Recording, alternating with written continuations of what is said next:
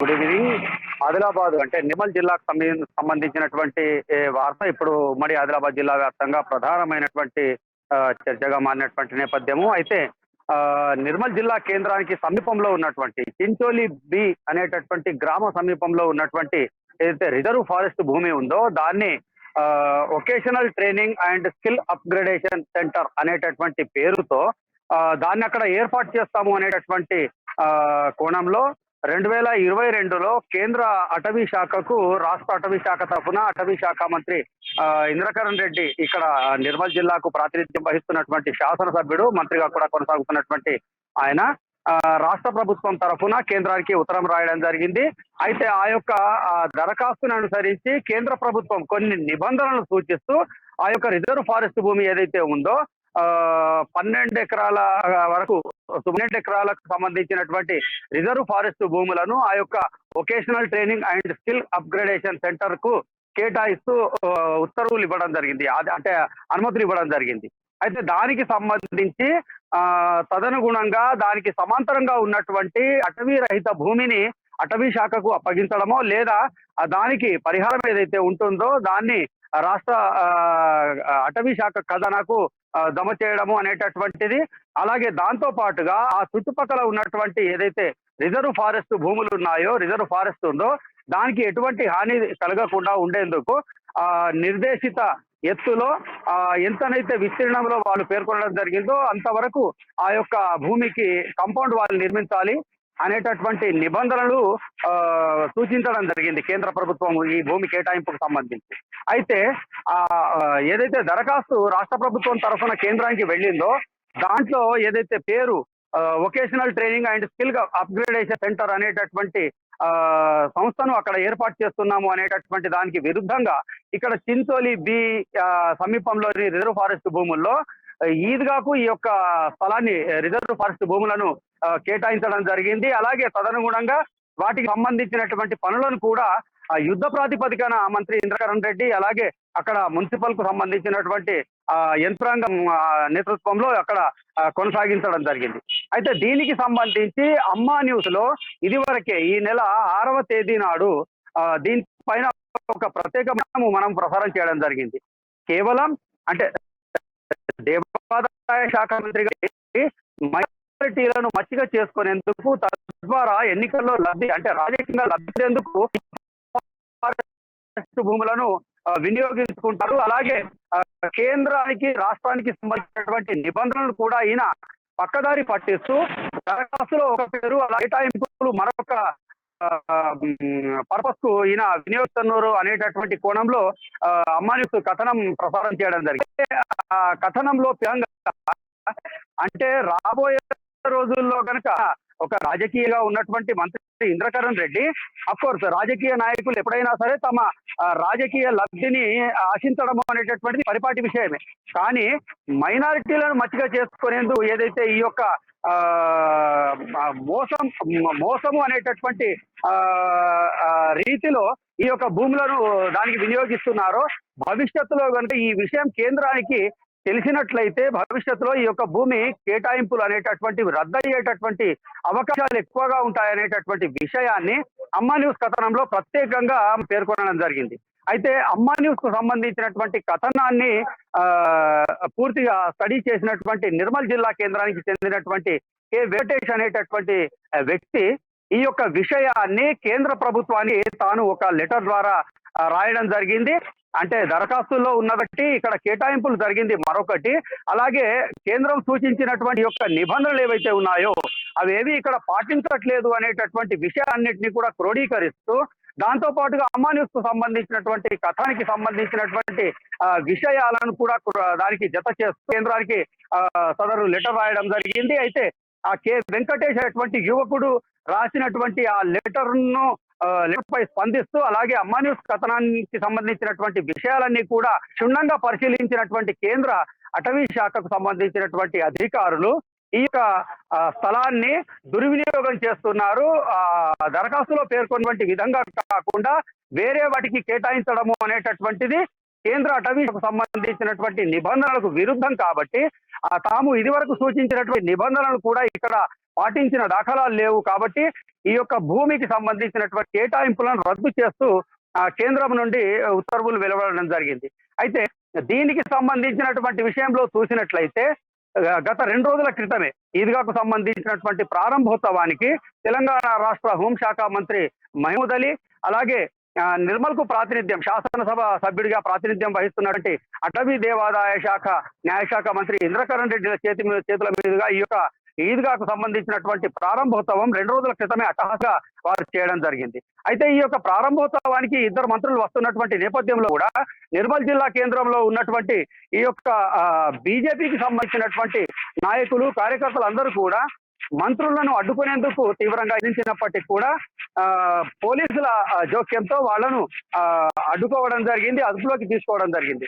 అయితే మొత్తానికి అమ్మా న్యూస్ ఈ 6వ తేదీన ప్రసారం చేసినటువంటి కథనంలో ముందుగానే హెచ్చరించిన విధంగా, ముందుగానే పేర్కొన్న విధంగా ఈ యొక్క భూ కేటాయింపుల రద్దు అనేటటువంటిది ప్రస్తుతం ఒక తీవ్రమైనటువంటి చర్చనీయాంశంగా మారింది. అంటే ఈ యొక్క భూములకు సంబంధించిన రద్దు ఉత్తర్వులు వీళ్ళు అంటే అమలు చేస్తారా, లేకపోతే ఇదివరకే రాష్ట్ర ప్రభుత్వ ఖజానా నుండి ఖర్చు చేసినటువంటి నిధులు ఏవైతే ఉన్నాయో అంటే అక్కడ ఈద్గా నిర్మాణానికి సంబంధించి ఆ కోణంలో మళ్ళా ఇంకేదైనా ఈ యొక్క ఈ విషయం ఏదైతే ఉందో భూ కేటాయింపులు ఈద్గా నిర్మాణానికి సంబంధించింది, ఈ విషయం మళ్ళీ ఇంకేదైనా టర్న్ తీసుకుంటుందా అనేటటువంటిది ఇక్కడ కొంత ఉత్కంఠభరితంగా మారినటువంటి నేపథ్యం. అయితే రోజుల్లో ఎట్టి పరిస్థితుల్లో కూడా అంటే ఒక రకంగా చెప్పాలంటే అమ్మా న్యూస్ ముందే ఒక అలర్ట్ చేసిన విధంగా నిర్మల్ జిల్లాకు సంబంధించినటువంటి ప్రత్యేకంగా నిర్మల్ నియోజకవర్గానికి సంబంధించి మైనారిటీ ఓటర్లు ఎవరైతే ఉన్నారో, మైనారిటీస్ ఎవరైతే ఉన్నారో, ముస్లిం వర్గానికి చెందినటువంటి వాళ్ళందరూ కూడా ఈ యొక్క ఈద్గా విషయంలో చాలా హర్షాతిరేకాలు వ్యక్తం చేసినటువంటి సందర్భం.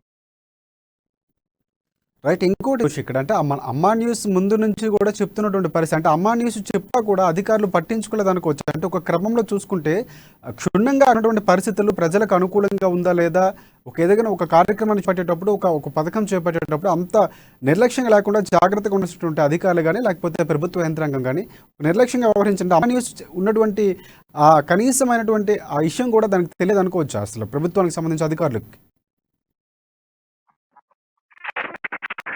రైట్.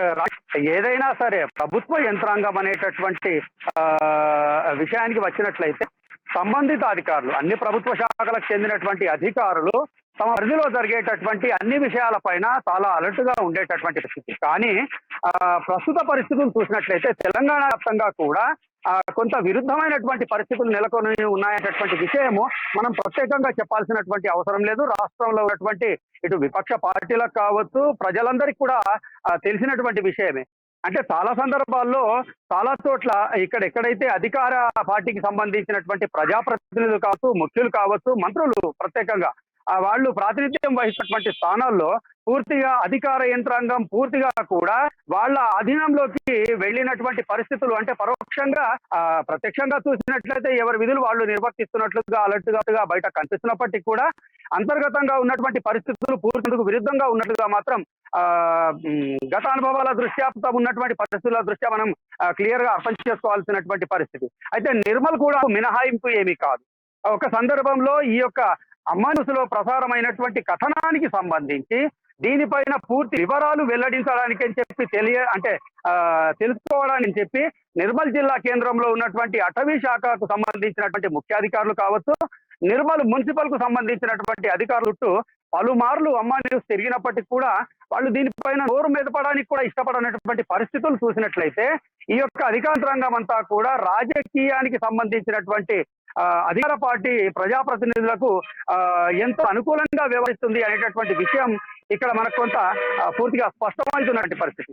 ఈ నేపథ్యంలో వాళ్ళకి అన్నీ తెలిసి కూడా కేవలం అధికార పార్టీకి చెందినటువంటి అమర్త్యులు అనుకోవచ్చు, ప్రజాప్రతినిధులు అనుకోవచ్చు, వాళ్లకు ఆగ్రహం కలిగించే విధంగా వ్యవహరించడము తనకు ఏమాత్రం క్షేమదాయకం కాదు అనేటటువంటి కోణంలో ఆలోచిస్తూ అధికార యంత్రాంగం కూడా పూర్తిగా నిమ్మకు నీరెత్తినట్లుగా వ్యవహరిస్తుందని చెప్పి మనకి స్పష్టంగా తెలుస్తోంది. రాజశేఖర్, అంటే దీనికి సంబంధించినటువంటి ఏదైతే కేంద్రం సంబంధించినటువంటి ఒక ముట్టికాయలు వేసే చర్యగా దీన్ని భావించవచ్చు. వెంటనే భూ కేటాయింపుల్లో ఆపేయాలని చెప్పు దానికి విరుద్ధంగా ఉన్నాయని కూడా కేంద్రం చెప్పినటువంటి పరిస్థితి. మరి దీనిపై రాష్ట్ర ప్రభుత్వం ఏ విధంగా స్పందిస్తుంది, అక్కడ ఉన్నటువంటి నాయకులు కానీ ఇంద్రకరణ్ రెడ్డి కానీ? అయితే వాస్తవంగా ఈ విషయంలో ఇంతవరకు అధికారికంగా ఇక్కడ నిర్మల్ కు ప్రాతినిధ్యం వహిస్తున్నటువంటి ఎమ్మెల్యే మంత్రి ఇంద్రకరణ్ రెడ్డి ఇది వరకు ఎప్పుడు కూడా స్పందించినటువంటి పరిస్థితి. కేవలం మొన్న 2 రోజుల క్రితము రాష్ట్ర హోంశాఖ మంత్రితో పాటుగా ఆయన కలిసి ఇక్కడికి ప్రారంభోత్సవానికి వచ్చినటువంటి సందర్భంలో మాత్రము బీజేపీకి చెందినటువంటి శ్రేణులందరూ వీళ్ళ కాన్వాయ్ని అడ్డుకునేటటువంటి ప్రయత్నం నేపథ్యంలో అక్కడ ప్రారంభోత్సవం సందర్భంలో మాత్రం ఇంద్రకరణ్ రెడ్డి కొన్ని వ్యాఖ్య చేయడం జరిగింది. తెలంగాణ రాష్ట్ర ప్రభుత్వము అన్ని వర్గాల ప్రజలను సమదృష్టితో చూస్తుందని చెప్పి అన్ని వర్గాల ప్రజల్లో ఎటు తారతమ్యం లేకుండా అందరి సంక్షేమం కొరకే తెలంగాణ ప్రభుత్వం పాటుపడుతోంది. అయితే విపక్ష పార్టీలు కొన్ని వీటిని అన్నింటినీ కూడా తమ లబ్ధికి సంబంధించినటువంటి కోణంలో చూస్తూ ప్రజల్లో విషబీజాలు నాటేందుకు ప్రయత్నిస్తోందని చెప్పి పేర్కొనడం ఒక వ్యాఖ్య.